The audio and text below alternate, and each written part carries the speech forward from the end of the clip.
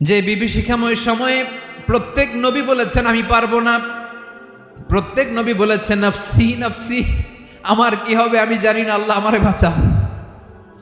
প্রতিটি নবী বলবে নফসি নফসি, আল্লাহ তুমি আমারে বাঁচাও আমারে বাঁচাও। বিশ্বনবী মাথা তুলবেন, তুলে বলবেন রব্বি হাবলি উম্মতি, আল্লাহ তুমি আমার গুনাহগার উম্মতকে বাঁচাও। এই দুনিয়ার বুকে রব্বুল আলামিন সব নবীকে একটা করে দাওয়া মুস্তাজাবা দিয়েছেন, মানে যে দোয়া করলে কবুল হয়ে যায় সাথে সাথেই। দাও বিহা, দুনিয়ার সব নবীরা ওই দোয়াটা দুনিয়ায় করে ফেলেছে।